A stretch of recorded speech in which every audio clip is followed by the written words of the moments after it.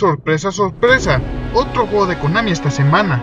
Hoy hablaré de Metal Gear Solid 5 Phantom Pain. Esta entrega final de la popular franquicia de Kojima nos ha mantenido en espera, aún después de haber jugado Ground Zeroes. ¿Pero acaso Konami guardó sus últimas vidas de su código de 30 para que valga la pena? Yo digo, ¡claro que sí! Tomando lugar 9 años después de Ground Zeroes, Snake despierta después de haber terminado en coma durante su misión de rescatar a los 2 prisioneros y la destrucción de la base militar. Una vez despierto, es traído de vuelta por Revolver Ocelot, quien lo manda en una misión de averiguar a los responsables de la destrucción de la base. Como él ahora ayuda a liderar el grupo de mercenarios llamados los Perros Diamantes, él deberá también reconstruir en la nueva base que construyeron. El juego toma lugar en Afganistán durante la guerra entre soviéticos y afganos y en el borde entre Angola y Zaire durante la guerra civil de Angola.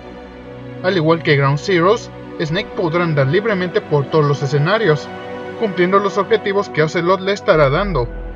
La diferencia es que los escenarios de Phantom Pain son en el desierto, con transcurso de día y noche. Este juego tiene una excelente vegetación, desde los arbustos hasta la atmósfera en general, sintiéndolos como si estuvieran en un auténtico desierto militar.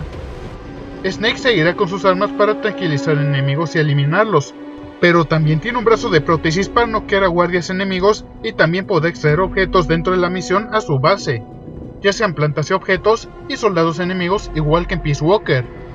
Pero a diferencia de Peace Walker, en este deberán extraerlos en algún lugar que no tenga techo, de lo contrario no se podrá llevar al soldado enemigo.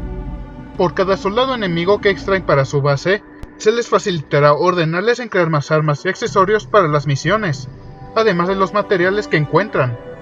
Pueden pedirles crear lo que piden dentro de alguna misión y que se los envíen en algún punto del escenario para poderlos utilizar.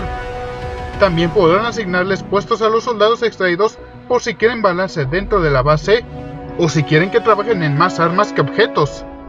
Además de las misiones principales, podrán hacer misiones secundarias para obtener más armas y objetos. Podrán explorar su base y saludar a sus soldados para que incremente su reputación. Otra novedad es el clima. Podrán usar el clima a su favor como la tormenta de arena para poder pasar de desapercibido fácilmente. Lo malo es que no podrán llevarse a un soldado enemigo mientras está la tormenta. Phantom Pain también motiva a los jugadores en eliminar enemigos de manera no letal, principalmente porque tienen puntos de héroes que puede subir si los eliminan sin ser detectados, pero que también puede bajar si no los detienen después de que fueran detectados. Al igual que Ground Zeroes, si son detectados, se alertará el juego para poder calmar al enemigo antes de que termine alertando a los demás. Y déjenme decirles que la inteligencia artificial del enemigo es precisa. Si hacen algún ruido, uno de los soldados vendrá a checar y puede detectarlos si se mueven. Hasta hay helicópteros enemigos donde no deben de moverse si los ve. Pueden elegir la misión que quieran, sin que los descarrile de la historia, lo cual es muy bueno para ser una franquicia conocida por sus secuencias y sus historias que los mantienen interesados. Podrán transferir sus partidas de Ground Zeroes a Phantom Pain para tener las armas y soldados que extrajeron, incluyendo al soldado que salvaron, que es Hideo Kojima. Phantom Pain logra darle cierre a la saga de Metal Gear con broche de oro. Sobre todo, muchas gracias Kojima por traernos una de las mejores series de acción de todos los tiempos, y suerte con tus futuros proyectos lejos de Konami.